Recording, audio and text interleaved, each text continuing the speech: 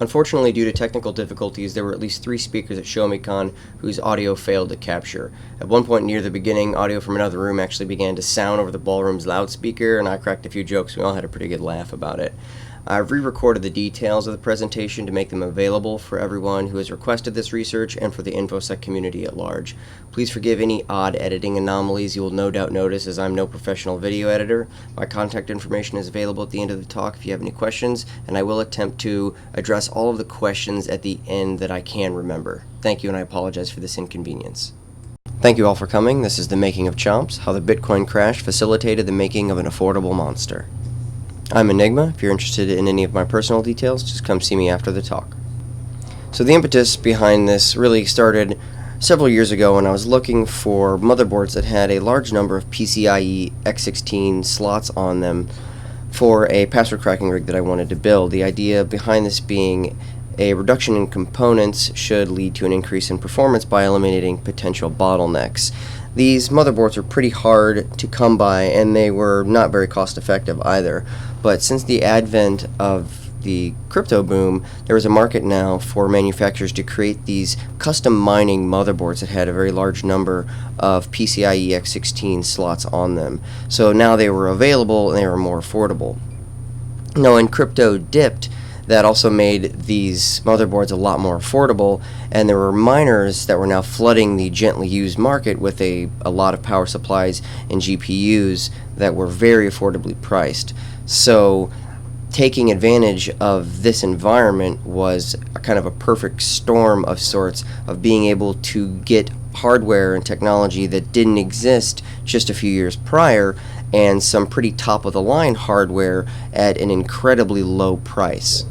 Here's a list of the components that are used in the build. We'll go over them in greater detail later in the talk, but the main emphasis is on the BioStar TB250 BTC D Plus motherboard and the 1080 Ti gaming GPUs that I got from a couple of ex-miners. What's out of scope for this talk is your standard PC build, with the exception of some power supply specific details that we'll go over here in a moment, and the operating system installation steps. I do recommend Parrot OS. That's what I used in this build, and you're going to need to make sure to remember to plug in your monitor into the onboard video of the motherboard. Don't plug it into any of your graphics cards, and there'll be a little bit of detail we'll go over in terms of the grub boot menu. Now, about the ATX power supplies. You can use server and or ATX power supplies, either or work, or you can use a combination of both, but the 24-pin connector ports on the ATX power supplies require a 24-pin connector port on a motherboard to be connected to before they'll allow power to flow. Now, this motherboard does not have said port, and you're going to need to jump 2 of the pins on this port so that power will flow. You can see right here a picture of this, and I'll give you a larger one coming up. Here we go. So if you take a look at this, this gives you the 2 pins that you're going to need to jump so that it will allow power to flow, which basically is just tricking the the ATX power supply into thinking it's plugged into a motherboard. Fortunately, the width of this port is the same as a standard roll of duct tape width, so you can take a piece of duct tape and just put it under the clip like you see here and just fold it over the plug to cover up that exposed metal jumper that you've got. That way you don't risk any electric shock or risk of fire or anything else that could occur from exposed metal with your house voltage running through it. In terms of how to connect your power supplies to this motherboard, you need to keep in mind one very important thing. There's a row of 4-pin connector ports on the side and across the top of the motherboard. You want to make sure that you only plug your power supply, whichever you choose, ATX and or server, into the ports on the right that I'll show you here in just a second. There you can see those ports on the right hand side. That's where you plug in your power supply. The ports on the top that look identical, you don't want to plug anything in there at all. I made the mistake of plugging a 650 watt power supply into the ports on the top and a roughly 950 watt server power supply into the ports on the right hand side. When I turned them on, the 650 watt power supply exploded, like sparks, smoke, the whole nine. I theorized that it could potentially have been worse. The motherboard survived without any issues at all, but it's possible that if I'd plugged 2 power supplies in with the same output power, or very similar output power, that the weak point would have been someplace in the middle on the motherboard, and it may have blown up the motherboard. Fortunately, I didn't have that issue, and everything is running fine, with the exception of the 650 watt power supply, which completely bit the dust. It's a paperweight. Alright, now that the machine is built, you got the operating system installed. When you boot for the first time and you get to the grub boot menu, you want to hit E so that you can edit the grub boot menu. When you do so, you'll add the word single to the end of the boot command. And here you can see a better shot of the editable menu. Right there where you see edit here, you just add single right there, and then you will be able to boot into console only mode. It's at this stage, when you get into console mode, if you chose not to use Parrot OS, you might need to install GCC and Make, but if you chose Parrot, then you won't need to do this step. It's at this stage you're going to want to go to another computer and download the latest Nvidia drivers for Linux, put them on a USB stick, and then bring them over to your chomps rig. Just make them executable and run the driver. You might run into the error that'll pop up that says the Novu kernel driver is currently in use by your system. And if you do, it's going to ask you, do you want to disable the Novu driver? You want to go ahead and select yes to disable it, and it will place a blacklist file at the path on your screen. And this is what the screen looks like, so you just go ahead and hit OK there. And at this stage, you will update the init RAM FS with the command on your screen to purge the system of Novu, and then you will reboot your system.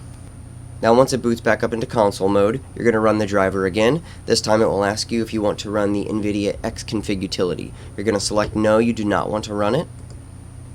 This is what the screen looks like, so you will just hit no there. And then you'll see the install complete pop up. At this point you just hit OK. And then reboot your chomps rig. When it comes back to the grub boot menu, hit E again to edit the grub boot menu, and this time go into the spot you see on your screen where it says remove, and that word single that you added to the end of the boot command, you're just going to remove that so that it can boot back into the GUI like normal, and then reboot your machine to boot into the graphical user interface like you would normally. Now that you're booted in and everything's installed, your drivers are good, everything's ready to go, you want to go directly to hashcat.net and download the latest version of the Hashcat software. Even if you chose Kali or Parrot or anything else that has the Hashcat software bundled with it, you do not want to use or trust that software. You want to make sure that you go out to hashcat.net and download the latest version, so that way you've got the right software to use. Alright, going forward, we're going to take a look at some Hashcat usage tips for performance increases, and we're going to do some theory validation testing to see if the component reduction to equal bottleneck reduction and performance increase enhancement theory actually holds some merit. So the first parameter you're going to want to use is the ATAT capital O. This is a set of kernel optimizations to increase your performance. It sets you at a hard limit of 32 character passwords, so you can't crack anything longer than 32 characters when you use this. The hard limit without it is 256 characters, but unless you're going after like a particular encryption key and you've got some chance of actually going after something with that huge of a character space, then it's really not an actual limit that means anything. It's not going to impede you in any real way. The other option that you're going to want to make sure you don't use is TAC username. So you do want to use TAC capital O for the kernel optimizations, and you do not want to use TAC username. This option ignores usernames that exist in hash dump files. So if you have a large hash dump and there are usernames and hash is separated by colons, this username option will ignore all of the usernames in that hash dump so that you don't have to carve them all out. However, it cuts your cracking speed in half, so I highly recommend using sed or awk or something to carve all of that out and just leave hashes in your hash dump file. Next, you're going to want to make sure that you use TAC capital D2 to force GPU only. You can also use OpenCL platforms and then equals whatever number is appropriate for your computer, but that's not going to be the same on every rig. So using the dash capital D2 will always force GPU only, and that's probably the best option to use for most people. You're also going to want to set your session name for each cracking attempt with TAC session and then specifying a session name. This allows you to pause and restart without losing your progress. This is great in the event of a tripped breaker or a power failure, if you have a small child that crawls under the desk and hits the switch on your surge protector, and you can restart any of these saved sessions with the command that you see at the bottom of the screen. For brute forcing, you're going to want to make sure that you use the tac I to increment, and this is used most commonly with tac increment min and tac increment max to specify the character space. So in the instance that you see on your screen, if you were to use those three options together, it would brute force all 8 character passwords, and then all 9 and 10 and so on up to all 16 character passwords. I built some automation into ATAT for chomp style rigs. ATAT is the tool that I released last year here at ShowMeCon. If you go to the privilege escalation menu and then select Hashcat password recovery, you'll be greeted with this screen. It's got a quick hit reference of common hash mode numbers. It supports all of the hash modes that Hashcat supports, but these are the most common ones that you'll use. It also gives you an option for 2 different brute force type attacks and 2 different dictionary and rule based type attacks. It also gives you the option to resume an existing session. The 2 different options for brute force and dictionary are for hashes and username and hashes. In case you for some reason were not able to, or had a reason why you didn't want to remove usernames from your hash dumps, it gives you that option to use the slower method if you have that need. In ATAT, the dictionary and rule-based attack options run with the one rule to rule them all rule set. It's a highly effective rule, and it forces GPU only. It forces you to set a session name, and it uses the kernel optimizations. The ATAT brute force attacks run with the tac I to increment, and they also force you to set an increment min and increment max to set the minimum and maximum password length for your attack. Now we'll take a look at a demo of ATAT on a chomp style rig. So you can see here's the ATAT interface. We're going to select privilege escalation and then Hashcat password recovery. I'm going to select the dictionary and rule based attack with against hashes only, set a session name. The hash mode number we'll enter is 1000 for NTLM. We will set our output file, and then we'll set our hash file. It's got the hash dumps in it.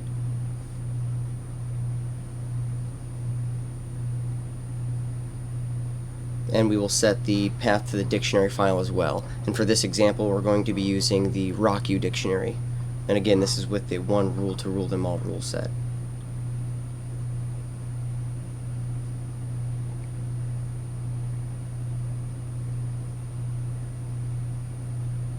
So it is starting now. It's initializing the cards.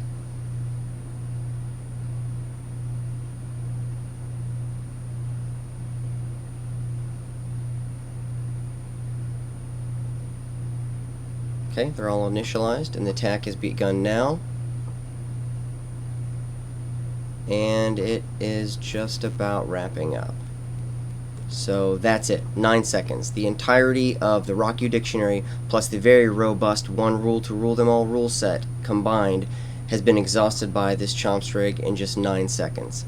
And the hash that's in our hash dump, the password that corresponds to it, is not in the dictionary. So it is relying on these rules to actually be able to determine that password. So we will go ahead and check the output file. And you can see there it is. There's the password. The Kraken that debuted last year here at ShowMeCon was running 6 1080s in it, and its NTLM benchmark was at 46,146.8 megahashes per second. So that is the benchmark that we want to try to meet with a chomp style rig to have any justification of our theories, to get some validation on whether or not the component reduction is going to give us any performance increases. So chomps in its infancy was running 5 1080s against the comparison rig's 6 GPUs, and it has also a 770 that I put in there that I had lying around. So it's effectively a 5.1 GPU rig compared to a 6 GPU rig.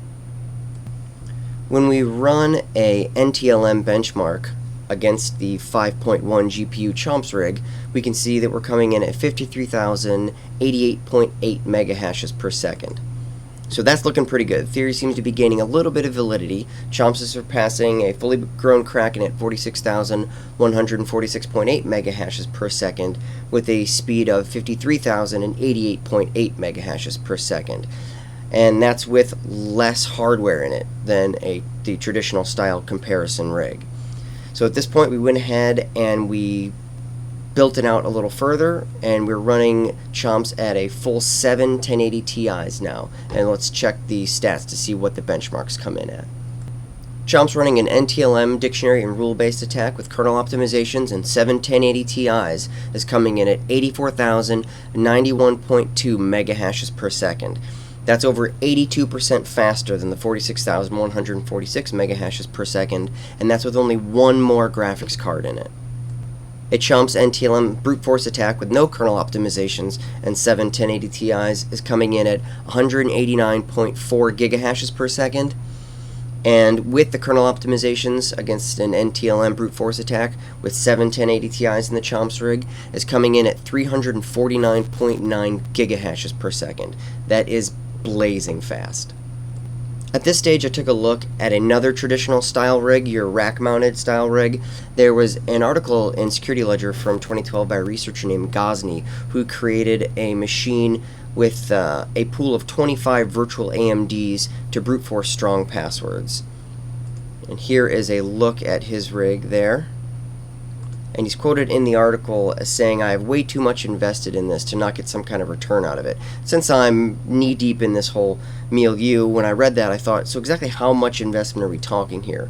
And fortunately someone else asked the very same question below in the comments of the article.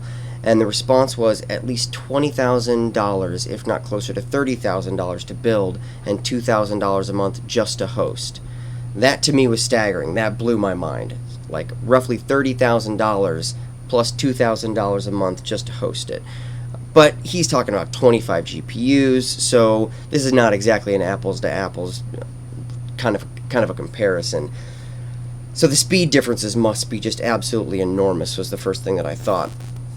But it's that mention of virtual GPUs in the article that kind of raised an eyebrow. I was a little dubious about that. I didn't really understand what that meant, and it seemed to go against my theory of reduced complexity. So let's take a look at his benchmarks to see what he's able to do with this type of a rig. And you can see his published benchmarks here, with NTLM coming in at 348 gigahashes per second. I was a little confused when I first saw that, and I thought there must be some kind of mistake since chomps can easily smash through NTLM at that speed. So I went to do a little bit more digging, and there was an editor's note on the article, and this last line here gave me what I needed to know. It says long 8-character NTLM passwords would take around 5.5 hours. So for 8-character NTLM coming in at about 5.5 hours, we're definitely talking brute force here, and this is also definitely equal to, at best, or slower than chomps. Now, the article didn't state whether or not that 5.5 hours against NTLM included all upper, lower numeric, and special characters, but I went ahead and did a test on chomps for all 8-character upper, lower numeric, and special character NTLM passwords, and with 7 1080 Ti's, it's coming in at 5 hours and 16 minutes. So if you have an 8-character Windows password, regardless of what's in it, chomps is guaranteed to break it in at max 5 hours and 16 minutes.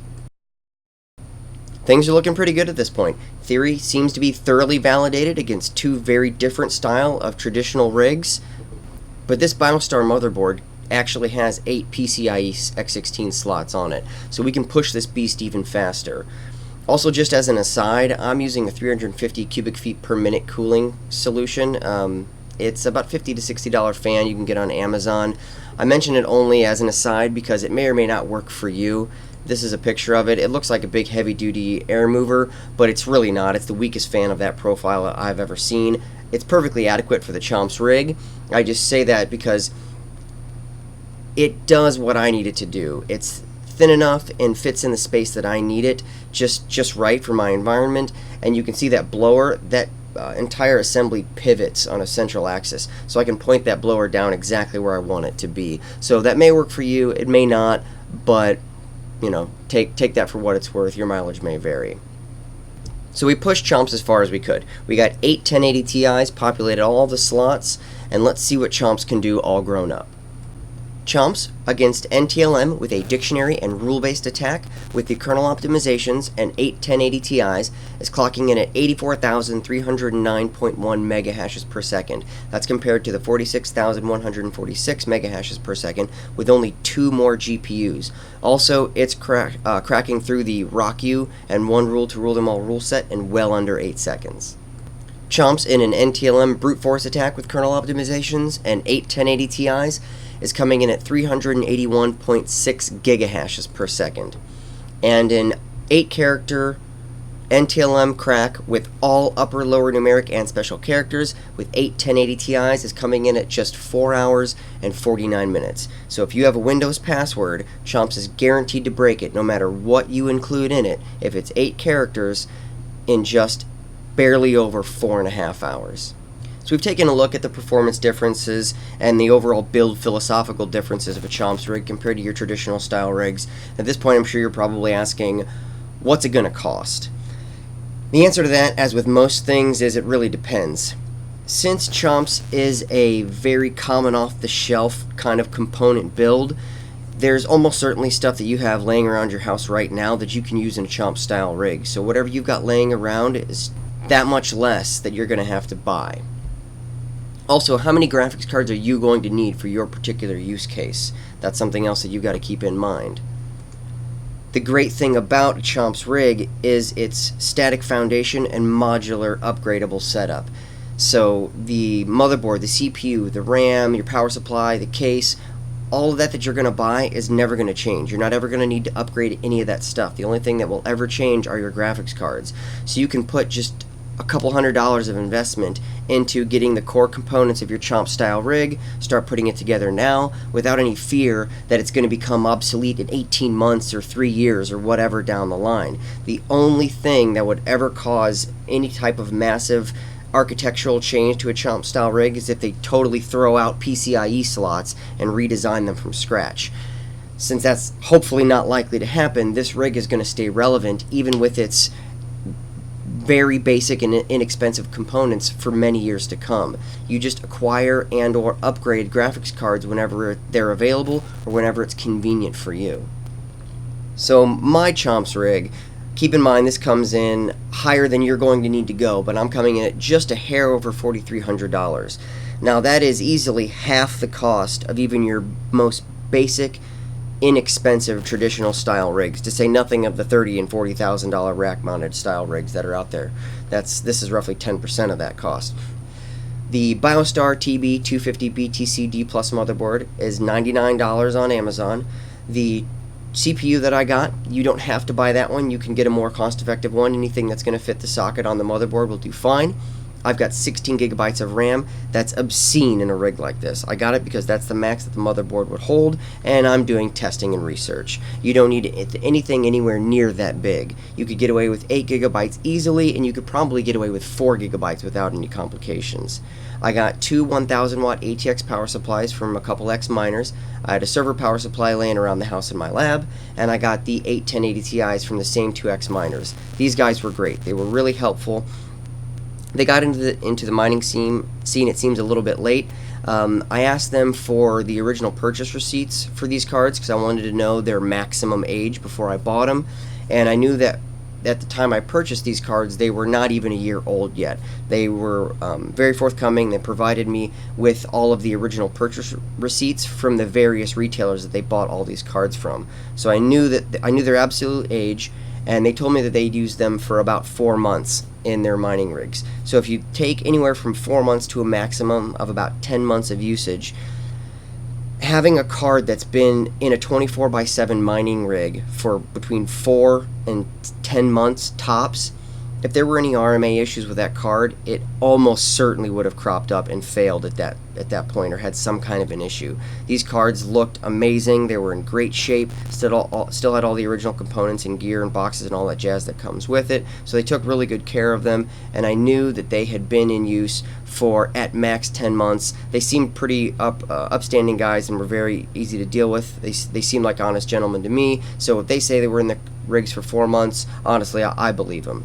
But having those cards, like I said, run in that environment for that period of time almost completely eliminates any kind of a risk from an RMA for any of these cards. And getting 8 1080 Ti's at just over $3,900 last year is an unbelievable price. So that was huge. That was one of the best, taking advantage of the crypto market and everything that was going on at that time to be able to use this to my advantage to really make something fantastic as under budget as I could for that particular component. Now, there's also a 500 gigabyte hard drive I had laying around in a dead laptop.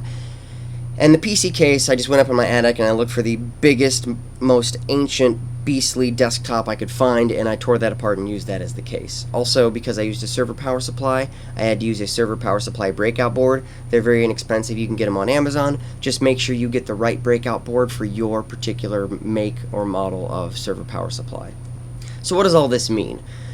At $30,000, not including the $2,000 a month hosting costs, Chomps is about 10% the cost of your average traditional rack-mounted style rig, and it's faster.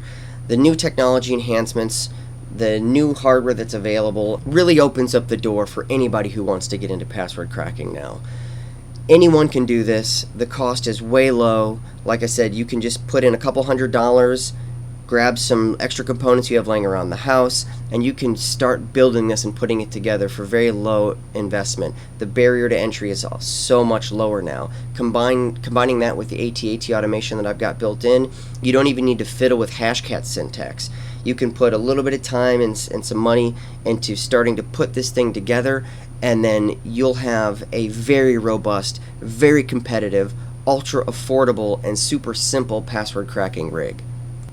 And this is what it looks like. You can see there's chomps. You can see the yellow fan on the right hand side there pointing down at the rig. And here's a closer up shot of it. You can see the cards I'm using. I've got one Asus ROG Strix 1080 Ti OC edition. I've got 3 EVGA SC2 gaming cards and 4 GB gaming OC cards. The interesting bit about that Asus card is it's a 2.5 slot width card, and I didn't know that when I got it. So the problem with that is if I put it in, it's going to prevent me from being able to get access to one of my PCIe slots, and I needed all of them for this project. So I carved open the bottom and peeled back the metal so that it could stick out the side of the case. This really increased airflow and helped out quite a bit and gave me the ability to be able to get access to all my PCIe slots that I needed for the rig. So that's Chomps. Not the prettiest dog on the block, but by far the meanest. And there's my contact information. Feel free to reach out to me after the talk. Thank you all for coming. At this point we had quite a few questions. There was some really good feedback, and unfortunately I can't remember all of the questions. The two main ones that stuck out to me were power bill, so power consumption differences.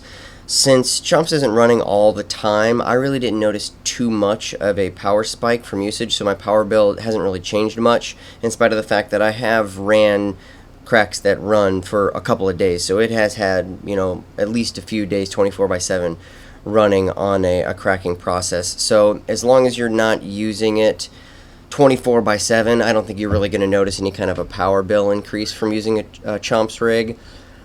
Other than that, I think one of the things that I added in was it does heat up the room when it's running. So for two main reasons, off-peak cost for electricity consumption in the winter and having a lower ambient temperature are both conducive to running the Chomps rig efficiently and effectively. So I would recommend, if you have anything that you want to run in over a long extended period of time, try to run that in the cooler months. It'll just be cheaper and more comfortable for you. But in spite of that, I've run it in the summer, and I haven't really noticed much in the way of a power bill increase, although you definitely do notice it in the increased temperature of the room. The other question was revolving around RAM usage in Google Cloud or in AWS environments compared to a Chomps rig. So I mentioned being able to cut the RAM down and it not having an impact.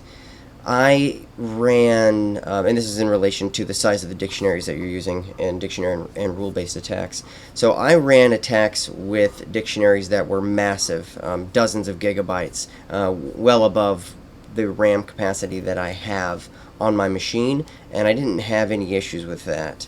I don't know if that's because this is distributed across the RAM in the GPUs. There are 11 gigabytes of RAM for every GPU, but one of the people, one of the people in the audience asked me about this. They'd run into some RAM usage issues in Google Cloud and AWS environments. So I don't know if that's just an infrastructure difference as to why they ran into that complication where I didn't on the Chomps rig, but I was definitely able to run dictionaries that were far larger than the amount of RAM I had on the motherboard itself, so that shouldn't be an issue in a Chomps rig.